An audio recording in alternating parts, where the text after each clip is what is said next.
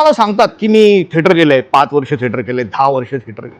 भाई तू कुठे केलं थिएटर, कुठलं थिएटर केलंयस, काय केलंय ते महत्वाचं आहे ना, कुणाकडे केलंय हे महत्वाचं आहे. मी 5 एकांकिका केले, अरे पण 5 एकांकिकेमध्ये तू काय केलंयस.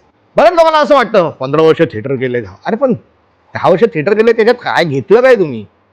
बरेच आहेत असे कॉलेजेस पण आहेत, नटांना ना म्हणजे वाट लावून टाकतात ते ना, असे नाटकीच बोलतात काय आणि बेसी आवाज मुद्दाम असा.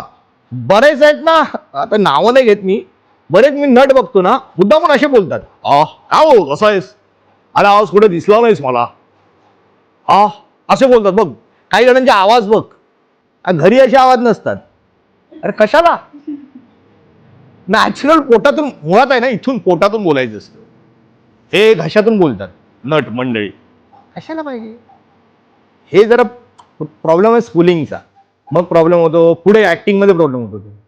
खोटे, अरे मी एक ना नाटक करत होतो, आपलं व्यवस्थित डिरेक्ट करणार होतो, तर आम्ही सगळे वाचन वगैरे करतोय आणि हा असं वाटतोय, मग माझ्या पश्चात कोणीतरी असं वगैरे बोलला तो काहीतरी.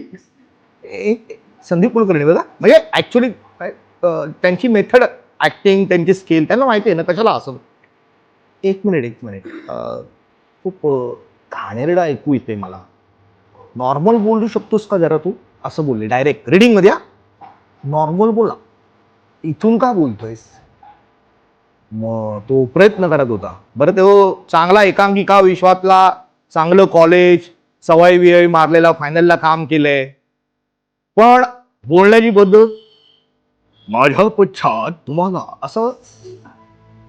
म्हटलं संदीप कुलकर्णी लाच काढली. मग तो गेला, मग मला सुटला, काय आलं तो. अरे नाही रे, तो आमचा डिरेक्टर आहे ना, त्याने आम्हाला असंच शिकवलं, त्यामुळे